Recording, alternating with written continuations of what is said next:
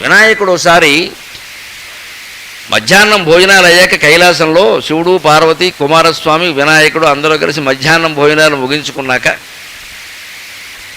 తండ్రి గారు వెళ్ళి కైలాసంలో కాస్త చల్లగా ఉండే చోటు చూసుకుని పడుకున్నాడు. భోజనాలు అయిన తర్వాత పడుకోవాలిగా, కాస్త విశ్రాంతి తీసుకోవాలిగా అందుకని పడుకున్నాడు. పిల్లలు ఎప్పుడు తల్లిదండ్రులు పడుకుని ఉంటే ఒకళ్ళు పడుకున్నా ఇద్దరు పడుకున్నా ఆ పక్కన ఉన్న పిల్లలు, చంటి పిల్లలు ముఖ్యంగా తిన్నగా ఉండలేరు, ఏదో పట్టుకుని లాగుతూ ఉంటారు, గెలుగుతూ ఉంటారు, వాళ్ళకి నిద్ర అట్టదు. అందుకని పడుకున్న తండ్రి దగ్గరికి వినాయకుడిని పంపించి కాస్త వీడిని చూసుకోండి, పని మనిషి రాలేదు, నేను అవతల గిన్నెలన్నీ సర్దుకోవాలి, మీకేం తెలిసి ఇక్కడ పడుకుంటారు మగాళ్ళు, అసలే అల్లరి చేసే రకం, వీడిని కాస్త చూసుకోండి. సర్లే చూసుకుంటారు, ఉండరా కూర్చోరా అన్నాడు. వేషం వేసేవాడిని తొండం పీకెత్తాను ఏమనుకుంటున్నావు, కూర్చో అన్నాడు. అలాగే నాన్నగారు అన్నాడు. పాపం కూర్చున్నాడు. కూర్చున్నవాడు తిన్నగా ఉంటాడా, శివుడిని పైనుంచి కిందికి, కింది నుంచి పైకి చూడడం మొదలెట. అంతా తెల్లగా ఉన్నాడు శివుడు, కంఠం దగ్గర నల్లగా ఉంది. వై అని అనుమానం వచ్చింది. వస్తుంది మరి, అనుమానంలోంచి చదువు వస్తుంది. అందుకే ఇది చదువు నేర్పే పద్యం అని చెబుతున్నాను నేను. చదువు ఇలా నేర్పేవారు పూర్వం. ఊరికే పుస్తకాలు పట్టుకుని కంఠస్థం చేయించడం కాదు, లేదా గూగుల్ ఎర్త్లోకి వెళ్ళి నొక్కుంటూ కూర్చోవడం కాదు ఇక్కడ అన్నిటికీ. ఆయనకి అనుమానం వచ్చింది, అంతా తెల్లగా ఉన్నారు, నాన్నగారు కంఠం దగ్గర ఎందుకు నల్లగా ఏదో మచ్చలా ఉంది, ఏమిటిది అని తల్లిని అడిగాడు. ఇప్పుడు తల్లినే కదా అడిగేది, అమ్మ ఆ నాన్నగారు అంతా తెల్లగా ఉన్నారు, శివుడు తెల్లగా ఉంటాడని అమ్మవారు నల్లగా ఉంటుంది, విష్ణువు నల్లగా ఉంటాడు, లక్ష్మీదేవి ఎర్రగా ఉంటుంది, బ్రహ్మదేవుడు ఎర్రగా ఉంటాడు, సరస్వతీదేవి తెల్లగా ఉంటుంది. అందుకని నాన్నగారు అంతా తెల్లగా ఉన్నారమ్మ, కంఠం దగ్గర ఎందుకు నల్లగా ఉంది, చిన్నప్పుడు ఏమైనా అల్లరి చేస్తే వాళ్ళ అమ్మ ఏమైనా వాతెట్టేసింది అని అడిగాడు. ఇక్కడ ఈయన అల్లరి చేస్తే ఏదో పెడతానని చెప్పాడు కదా, అందుకని ఏమన్నా లేదురా బాబు, ఆయనకి అమ్మ ఉంటే కదా వాతెట్టడానికి, నాయన ఏమీ లేనివాడు చేసుకున్నామమ్మ, మనకి ఇలాగే ఉంది, ఏ ముద్దు ముచ్చలా లేదు, ఇక్కడ అమ్మ నాన్న లేరు, మా అమ్మ నాన్నే అంటాడు. ఏమన్నా అంటే మొత్తం రెండు పక్కల చచ్చిపోతున్నారు వాళ్ళు, అందుకని అమ్మా నాన్న లేనివాడు చేసుకుని ఆ గొడవంతా నీకెందుకు, కానీ మీ నాన్నగారికి మత్స్య ఎందుకు వచ్చిందో చెప్పమంటావా, ఇంత వెర్రిబాగులు వాడు ప్రపంచంలో ఉండడరా, క్షీరసాగర మథనం జరిగింది నాయన, సముద్రుడు లక్ష్మీదేవిని ఇచ్చాడు, విష్ణుమూర్తికి వాళ్ళ పట్టుకెళ్ళారు, మీ నాన్నగారు ఎవరికి గుర్తు రాలేదమ్మా, అప్సరస్సులు వచ్చారు 60,000 మంది, 60,000 మందిని ఇంద్రుడు పట్టుకుపోయాడు, కామధేనువు పుట్టింది వశిష్ఠుడు పట్టుకెళ్ళాడు, చంద్రుడు పుట్టాడు ఆకాశానికి పంపించారు, విషం పుట్టింది మీ నాన్నగారు కనపడ్డారు నాయన, లోకు మొగుడికి నూకుల్జావ్ అంటారు దీన్నే అన్న, లోకు మొగుడికి నూకల్జావ్ అని, అన్నం కూడా నీ బతుకు నూకలు వండుతాను జాలే ఎందుకు ఆవిడ, మొగుడు లోకు అయితే అలాగే ఉంటుంది. అందుకని లోకు మొగుడికి నూకలజావా అని, మీ నాన్నగారు అందరికీ లోకునైనా దేవతల్లో విష్ణుమూర్తి చాలా డిప్లొమాటిక్ గాడ్, లౌక్యం తెలిసానికి ఎప్పుడు సాధారణంగా రాడు, వస్తే పెద్ద పటాలంతో వస్తాడు, ఆయనకి తప్పించుకోవడం బాగా తెలుసు, ఆయనకి తప్పించుకోవడం తెలియదు, ఏదైనా సరే భక్తరక్షణ వెళ్ళిపోతూ ఉంటాడు ఆయన, కనీసం LIC పాలసీ కూడా చేయలేదు, విషం తాగుతానంటే తర్వాత నా పరిస్థితి ఏమిటి, ఓ 10 లక్షల పాలసీ చేస్తే వెళ్ళమా, చేయడయే నేను ముత్యం చేయండి అంటాడా, భయం నమ్మద్దా, విషం తాగుతాను పరిగెడుతూ అక్కడికి నేను చెప్పాను ఏదైనా పడరసమా పాయసమా పరిగెడుతున్నామంటే, పరహితమే పరమధర్మము పరహితునకు నిదురులే ఎదు పరివేందుముఖి అని నాకు నీతులు చెప్పాడు ఆయన. పరహితము గోరిన వడు పరమహితుండగును భూత పంచకమునకు పరహితమే పరమధర్మము పరహితునకు నిదురులే ఎదు పరివేందుముఖి. పార్వతి విషం తాగుతున్నాను భయపడుతున్నాను, ఉంటే ఉంటాం పోతే పోతాం, 10 మంది కోసం జీవించాలి, 10 మంది కోసం మరణించాలి, అదే జీవితం, అదే జీవితం. మోఘమన్నం విందతే అప్రజేతా కేవలాఘో భవతి కేవలాది, వేదం చెబుతున్నమాట. ఇంట్లో ఒక్క అతిథి కూడా లేకుండా, ముష్టాడికి కూడా ఏం పెట్టకుండా, వాడి కోసమే వాడు వండుకుని తినేవాడు పాపాన్ని వండుకుని తింటున్నట్టు లెక్క అన్నారు. అతిథి మర్యాదకి దాన ధర్మాలకి అంత ప్రాధాన్యం ఇచ్చిన ఏకైక సంస్కృతి హిందూ సంస్కృతి, ఏకైక దేశం భారతదేశం. అసలు మనకంటే ముందు అతిథి ముఖ్యం. ఏ దేశంలోనైనా, ఏ మతంలోనైనా, ఎక్కడైనా చూపించండి అమ్మా ఈ మాట, అతిథి దేవోభవ అనే మాట. మాతృదేవోభవ ఉండొచ్చు, పితృదేవోభవ ఉండొచ్చు, ఆచార్య దేవోభవ ఉండొచ్చు. అనామకుడైన అతిథిని, ఒక పూట ఉండి సాయంత్రం వెళ్ళిపోయే అతిథిని దేవుడితో సమానంగా భావించిన ఏకైక జాతి హైందవ జాతి. అతిథికి పెట్టకుండా మేము అన్నం తినం అంతే, అటువంటి నియమం ఉన్నవాళ్ళు ఉండేవారు. ఎవ్వరు లేకపోతే వీధిలో ఉండే కుక్కకి పిలిచి అన్నం పెట్టి తర్వాత తన యజమానులను చూశాను నా కళ్ళతో, నా కళ్ళు పవిత్రమైనవి. వీధిలో ఉన్న కుక్కని పిలిచైనా సరే ఏదో రకంగా 2 ముద్దలు పెట్టి తర్వాత తిన్న వాళ్ళని చూశాను, బ్రాహ్మణుల్లోనే చూశాను నేను. విచిత్రంగా ఉండేవి నియమాలు. తినరు, సూర్యుని చూస్తే కానీ అన్నం తినరు కొంతమంది. వాళ్ళ వాన కురిసి సూర్యుడు కనపడలేదంటే అయిపోయినట్టే ఉపవాసం వాళ్ళ పని. తినరు, సూర్యుడు కనపడాలంతే. సాయంత్రం వరకు ఉపవాసం ఉండవు, రాత్రి అలాగూ కనపడ్డాక మన్నాడే అబ్బాయి సూర్యుడు కనపడలేదురా మా నాన్న చెప్పారండి వారు, అంతే నియమం. ఆ నియమాలేనండి ఈ జాతిని నిలబడుతున్న. నియమం లేకుండా నిష్ట ఉండదు. నియమం ఎందుకంటే నిష్ట కుదరాలంటే నియమం ఉండాలి.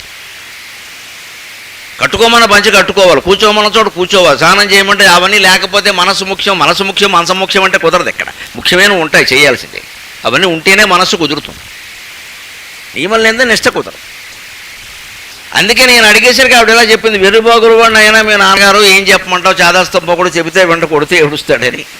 వెర్రిబాగులు వాడు నాయన అలా పిలవగానే వెళ్ళిపోయాడు, ఏదో పళ్ళరసమో పాయసమో అన్నట్టుగా కుటుంబ సభ్యులు ఏమవుతారో కూడా ఆలోచించలేదయ్యా. అందుకే ఆ కంఠంలో విషం అలా ఉండిపోయి మచ్చ కింద ఏర్పడింది నాయన, అదే నల్లగా ఉంది. సముద్రుడు అందరికీ అన్ని గొప్ప గొప్ప వస్తువులను ఇచ్చాడయ్యా, మీ నాన్నగారికి మాత్రం విషం ఇచ్చాడు అనగానే ఈయనకి సముద్రుడి మీద కోపం వచ్చిందిట. మా నాన్న అంత లోకు అయ్యాడని నీకు. జనకొనకు విషం బిడిన సాగర తోయములన్నీ నెలపాలు నరగజేతునంచు. నేను ఊరుకుంటానా నాన్నగారు ఊరుకుంటే? అందుకని ఓ సముద్ర, నీ సముద్రం మొత్తం నా తొండంతో పీల్చి బారేసి నేల మీద పోసేస్తా. ఏమనుకుంటున్నావు, మా నాన్నకింత అన్యాయం చేస్తావు? మేము లేమా ఇక్కడ, యువతరం యంగ్ టర్క్, మేమేమవుతాం ఇక్కడ? పెద్దాళ్ళు ఊరుకుంటే ఊరుకుంటారు, మేము ఊరుకుంటాం అని కరమోదినా తన పొడవైనటువంటి తొండాన్ని అలా చాపేట సముద్రం కేసి మొత్తం లాగేద్దామని అనుకుంటే పీల్చేసేవాడే, అనుమానం లేదు ఇక్కడ. వెంటనే చూడండి, విద్య నేర్పడం, సంస్కారం నేర్పడం అంటే ఎలా ఉంటుందో. ఏదో పొరపాటుని చెప్పాను, మీ నాన్న ఇలాంటి వాడు రాని వెడికి తండ్రి మీద ప్రేమతో సముద్రుడి మీద కోపం వచ్చేసింది. ఇప్పుడు మొత్తం నీళ్ళన్నీ తీస్తానంటున్నాడు. తీసి ఏం చేస్తాడు, భూమండలం మీద పోస్తాడు. పోస్తే ఏమవుతాయి, ముందు మునిగిపోయేది మా కాకినాడే. హైదరాబాద్లో వాడు సుఖంగానే ఉంటారు, ముందు మునిగిపోయేది మేమే. సముద్ర తీరంలో ఉన్న బందరు, కాకినాడ, విశాఖపట్నం ముందు మునిగిపోతాయి. ఇంకా అందులో రాజధాని ఏమిటో వేరే చెప్పక్కల, ఒకటి మునిగింది, ఇక మిగిలిన రెండు చూసుకోవాలి అని అమ్మవారు భయపడింది. వెంటనే ఇదేమిటి ఇంత తీవ్రంగా తీసుకున్నాడు? అదే పిల్లలకి విద్య ఏదైనా విషయం చెప్పేటప్పుడు జాగ్రత్తగా చెప్పాలి. మనకేదో తోచిన కథలు అన్ని హాస్యాల కోసం ఏదైనా చెప్పామంటే వాడు అది నిజం అనుకుంటారు. అందుకని మీ నాన్నగారు ఇలాగ కంఠంలో మత్స్య ఏర్పడడానికి సముద్రుడు కారణం, సముద్రుడిని మొత్తం పిలిచి పారేస్తాను నేను అని ఆ నీళ్ళన్నీ నేల మీద పోసేద్దామని చూస్తే అప్పుడు అమ్మవారు ఒక్కసారి ఆలోచించింది, వీడియోలు బంగారంగానే ఇలా చేసేస్తే భూమండలానికి ప్రమాదం, రేపు దసరా ఉత్సవాలు వస్తున్నాయి, ఇంకెవడు పందిరేస్తాడు ఇక్కడ. మళ్ళీ ఈయన ఊరుకోబెట్టాలంటే ఏం చేయాలి? అటువంటిదే ఒకటి చెప్పాలి, మనస్సుకు నచ్చే సెంటిమెంట్ మాటే ఒకటి చెప్పాలి. తండ్రి కోసం కదా ఇంత చేస్తానంటున్నాడు. తండ్రిలాగే ఆత్మీయుడైన మరొక వ్యక్తికి నువ్వు చేసే పని వల్ల ప్రమాదం అంటే మానేస్తాడు కదా. తండ్రి తర్వాత ఆత్మీయుడెవరు? మేనమావ. తండ్రి తర్వాత ఆత్మీయుడు మేనమావ. మావగారు వేరండి, మేనమావ వేరండి. మావగారు అంటే పిల్లనిచ్చిన ఆయన వేరు, ఆయనతో ఆత్మీయత అనేది పిల్లనిచ్చిన తర్వాత. అది కూడా ఆత్మీయత ఉంటుందా ఉండదా అంటే పిల్లని బట్టి ఉంటుంది. ఆయన భరించలేక నాకు బారేశాడు అనుకుంటే ఇంకేముంది ఆత్మీయత. పాపం అప్పగింతలప్పుడు పిల్లాడి చేతిలో పెట్టి అల్లుడు జాగ్రత్త, అల్లుడు జాగ్రత్త అంటే అక్కడ బ్రాకెట్లో అమ్మాయితో అని ఉంటుంది. అక్కడ తండ్రికి తెలుసు ఎంతకాలం వాడు పడ్డాడు. అందుకని అల్లుడు జాగ్రత్త, అమ్మాయి జాగ్రత్త కాదు, అమ్మాయితో జాగ్రత్త. మా అమ్మాయిని నేను భరించలేక నీ కాళ్ళు గడిగి నీకు ఇస్తున్నా, లేకపోతే నీ కాళ్ళు గడిగే పని నాకేమిటయ్యా? నా వయసు 60, నీ వయసు 20. కాళ్ళు ఎందుకు గడిగా? ఈ గొడవ వదిలిపోతుంది. పడు ఏం పడతావు? అందుకనే కడిగా. అందుకని అమ్మాయి జాగ్రత్త కాదు, అమ్మాయితో జాగ్రత్త బ్రాకెట్లో ఉంటుంది. జీవితంలోనే చాలా విషయాలు బ్రాకెట్లో ఉంటాయి. అసలు కథ వస్తే కానీ తెలియదు అది. ఆ బ్రాకెట్లు అప్పుడు విడిపోతాయి. ఓహో ఇదే రహస్యం అనుకుంటాం. అలాగా అమాయకంగా ఈ తీవ్ర చర్య చేస్తే భూమండలానికి ప్రమాదం. ఆయన భగవంతుడు కదా, మరి ఏమైనా చేస్తాడు. అందుకని ఆవిడ మళ్ళీ అదే రకమైన మాట ప్రయోగించి, అది తెలివి, అది విద్య. అక్కడ మళ్ళీ శాస్త్రీయ విజ్ఞానం చెప్పడం కాదు. ఇక్కడ వద్దురా తనయ, అదేమిటమ్మా నువ్వే చేయమనుకో చెప్పావు, నువ్వు వద్దురా తనయ సురేంద్రు ధాటికట దాగిన మామను బయట వైతువా. నీకు మేనమా ఉండేవాడు అన్నాడు పాపం. అంది పాపం వాడు. అదేమిటమ్మా ఇప్పుడు లేడా, ఎక్కడున్నాడో చెప్పు, దసరా సెలవులకు అక్కడికి వెడతాం, ఏమడతావు సముద్రం. నీకు మేనమా ఉండేవాడురా, నాకంటే పెద్దవాడు నాయన మైనాకుడని. నాకంటే పెద్దవాడు మా అన్నయ్యే, మా తమ్ముడు ఏం కాదు, ఆయన తర్వాతే నేను పుట్టాను. మేనాదేవికి హిమవంతునికి. ఆ మేనమామ ఇంద్రుడు వజ్రాయుధంతో పర్వతాల రెక్కలు ఖండిస్తూ ఉంటే తన రెక్కలు కూడా ఎక్కడ ఖండిస్తాడో అని భయపడి వెళ్ళి సముద్రంలో దాక్కున్నాడురా. నువ్వు ఇవాళ సముద్రం అంతా తోడేసి నేల మీద పోసేస్తే మా అన్నయ్య బయటపడతాడు, ఇంద్రుడు వచ్చి మా అన్నయ్యని చంపేస్తాడు, ఉన్న ఒక్క మేనమామనే చంపేసుకుంటావా నాయన? మీ నాన్నగారితో ఎప్పుడైనా చికాకు వస్తే అక్కడికే పెడుతున్నాను నేను, మా తమ్ముడు నాడు చేరెట్టు పంపిస్తాడు అక్కారా అని. ఇప్పుడు వాడు కూడా లేకపోతే ఎవరుంటారు నాకు ఇక్కడ? ఈయనతో వేగడం సుఖం అనుకుంటున్నావా నాయన? ఇప్పుడు ఎలా ఉంటాడో తెలియదు. నేను కళాకళలు ఉంటే తపస్సు చేస్తాడు, లేదా డ్యాన్స్ ఆడతాడు నటరాజస్వామి. అసలు తినగా కూర్చోవడం తెలియదు, ఉంటే తపస్సు మాట్లాడడం, లేకపోతే డ్యాన్స్ నాట్యం. అందుకని ఈయనతో వేగలేక ఎప్పుడైనా పుట్టింటికి వెళ్ళాలంటే ఉన్న మేనమావ ఆయన ఒక్కడే నాయన, ఆయన నాకు లేకుండా చేస్తావా నాయన? నువ్వు సముద్రం అంతా పీల్చేసి ఇలా తొండంతో లాగేసి నేల మీద పోసేస్తే నేల ఏమవుతుందో తర్వాత విషయం, కానీ ముందు నాకు అన్నగారు లేకుండా పోతాడురా. పొద్దురా తనయ సురేంద్రుధాటికట దాగి నమామను బయట వైతువా అనగ కరమ్ము దీసిన గజాశ్యుని గొల్తును అభీష్ట సిద్ధికిన్.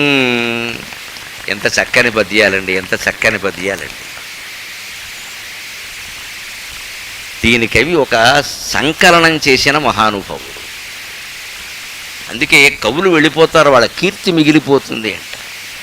ఇదే కీర్తి. ఇలా ఇప్పుడు మాబోటిగాళ్ళం అంతా చెబుతున్నా కూడా పిచ్చేశాస్త్రి గారికి నమస్కారం పెట్టాలని అందరికీ అనిపిస్తుందా లేదా? అదే కీర్తి. దాన్ని యశక్కాయం అంటారు. కీర్తి వేరు, యశస్సు వేరు. కీర్తి కేవలం ఈ లోకంలో ఉండేది, యశస్సు మనం చనిపోయిన తర్వాత కూడా పరలోకంలో కూడా ఉండేది. కీర్తి కంటే గొప్ప మాట యశస్సు అనేది. సంస్కృతంలో రెండు పర్యాయ పదాలుగా కనపడిన మాటల అర్థాలు వేరు. కీర్తి ఈ లోకానికి సంబంధించింది, యశస్సు ఉభయలోకాలకి సంబంధించింది. దీపు పిచ్చేశాస్త్రి గారిది, జాషువా గారిది యశస్సు, వారు వెళ్ళిపోయినా కూడా మనం చెప్పుకుంటున్నాం, అది మిగిలిపోతుంది. అటువంటి యశస్సు పొందేటువంటి ప్రయత్నం చేయాలి. అనగానే అమ్మా నువ్వు చెప్పావు కదా మావయ్యకి హాని కలుగుతుందంటే ఎందుకు చేస్తానమ్మా, నేనేం పిచ్చివాడినా అని ఆ తొండం వెనక్కి తీసేట. అటువంటి గణపతికి నమస్కారం. ఈ పంచ కయ్యానికై అల్కబాన్పు లేదు, ఎలుక తత్తడికే భుజాలి గుర్రవయసు. నాకు పంచకళ్యాణ గుర్రం కావాలి, అర్జునుడిలాగా 4 గుర్రాలు కావాలి, శ్రీకృష్ణుడిలాగా శైబ్యము సుగ్రీవం మేఘపుష్పం వలాహకం ఇవన్నీ గుర్రాలు కావాలి అండో. ఎలకే వయాజాలంటాడు. ఎలక మీద ఎవరన్నా ప్రయాణం చేస్తారండి తెలుసుకోవాలి. ఆ ఎలక్కో పేరుందమ్మా, దాని పేరు ఎలక్ కాదు, అది చదివేది ఎలకేజీ కాదు. ఆ ఎలక పేరు అనింద్యుడు. అనింద్యుడు అనింద్యుడు అంటే ఎవ్వరూ నిందింపరానివాడు, ఉత్తమమైన ప్రవర్తన కలిగిన వాడు. ఆ ఎలక పేరు అనింద్యుడు అంటే అర్థం ఏంటి? మన ప్రవర్తన ఎవరూ నిందించవలసిన అవసరం లేకుండా సత్ప్రవర్తన అయితే మనం భగవంతుడికి వాహనం అవుతాం. అది ఎలక వాహనం. అనింద్య అంటే అర్థం. నువ్వు అనింద్యుడిలా అవ్వాలి, ఎవరూ నిందించకూడదు, నిన్ను వేలెత్తి చూపించకూడదు. ఆయన చాలా మంచివాడండి ఆయన అలా అంటాడు, కానీ అదో రకమైన అన్నారంటే ఏదో ఉన్నట్టే. ఇక్కడ అందరి దగ్గర మంచి పేరు తెచ్చుకోవాలి. అది అనింద్యుడుగా ఉంటే వాహనం అవుతావు. భగవంతుడిని మనం వహించాలి, మన మనస్సులో భరించగలగాలని మనం మంచివాళ్ళం కావాలి. మంచిదనం ముఖ్యం, డబ్బు హోదాలు ముఖ్యం కాదండి. ఇక చివరి మాట, దాంతో మనం సెలవు తీసుకుందాం. పంచభక్ష్యాలకై మొండి పట్టు లేదు, సోష్యం పానీయం లేఖ్యం. ఏం పెట్టారండి? 16 పిండి వంటలు. ఇవన్నీ ఊరికే 100 కేజీల లడ్డూలు, 600 కేజీల లడ్డూలు, వీళ్ళ ఆర్పాటాలు. ఇవన్నీ దేవుడికి అసలు అవన్నీ అవసరం లేదు. మన అహంకారాలు ప్రదర్శించడానికేనండి. నిన్న మొన్నటి వరకు ఎంత పెరిగిపోయో కరోనా దేవత కారణంగా ఇవి దేవతకు నమస్కారం. చాలా మారిపోయాం మనం. ఏదైతే మొత్తం మీద మార్పు లేక 6000 కేజీలు లడ్డు అన్నాం, ఇంకో 600 అడుగులు విగ్రహం ఉన్నాయి. ఎక్కడికి అంతు జరిగి ఉందా వీటికి? ఇవన్నీ పోటీలు, మన అహంకారం. ఈ పోటీలు పడకుండానే దేవుడు చెబుతున్నాడు అక్కడ.